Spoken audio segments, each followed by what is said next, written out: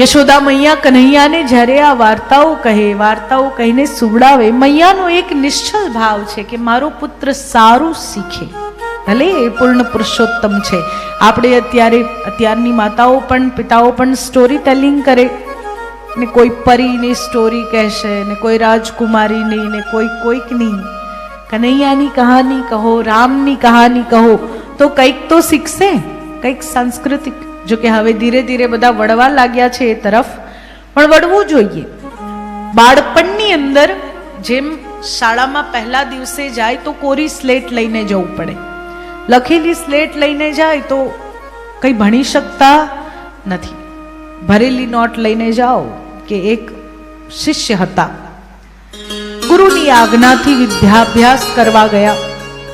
વિદ્યાભ્યાસ કર્યો, શાસ્ત્રમાં રસ પડ્યો, એટલે એ રસપ્રદ શાસ્ત્રોને 18 પુરાણને બરાબર ભણ્યા.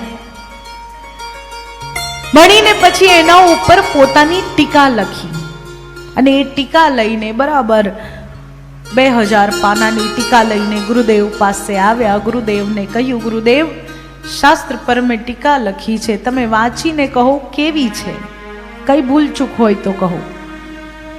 ગુરુદેવ કહે, બેટા આટલી મોટી 2000 પાનાની ટીકા મારે વાંચવાની બહુ વાર લાગશે, કામ કર થોડી ઓછી કરીને લાવ. એટલે 2000 પાનામાંથી 1000 પાના કર્યા.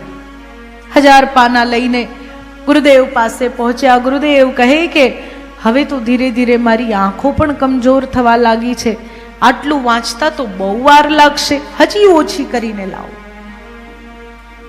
ફરીથી શિષ્ય ગયા, 1000 પાનાની એ પુસ્તકને એ ટીકાને પાછી 500 પાનાની કરી. ગુરુદેવ કહે, બેટા હવે તો મને દેખાતું જ બંધ થઈ ગયું છે, આટલા બધા પાના તો કઈ રીતે હું વાંચીશ, એક કામ કર હજી ઓછું કરીને લાવ અને પછી તું જ વાંચીને સંભળાવી દે.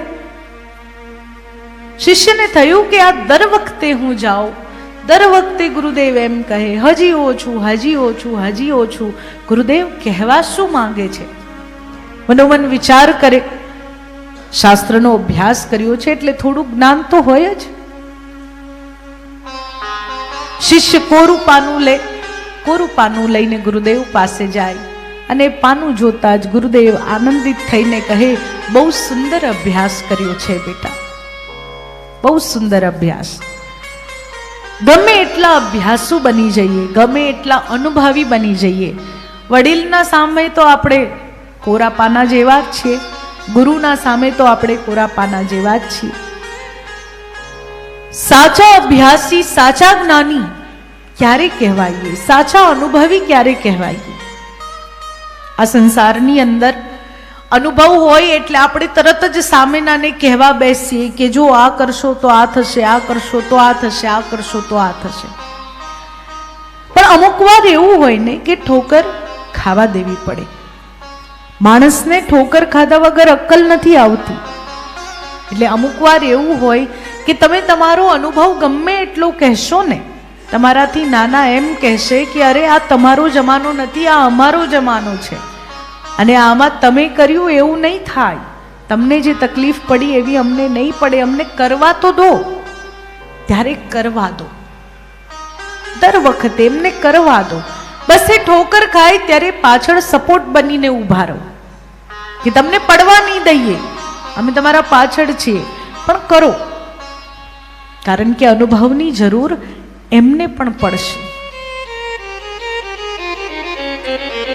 એવી વાર્તાઓ સંભળાવે માતા જ્યારે પોતાના સંતાનોને, રામની વાર્તા, કૃષ્ણની વાર્તા, તો સ્વાભાવિક આધ્યાત્મિકતા, સ્વાભાવિક વીરતા, સ્વાભાવિક કોન્ફિડન્સ, સ્વાભાવિક નિર્ણયાત્મક શક્તિ એ બાળકમાં વધે.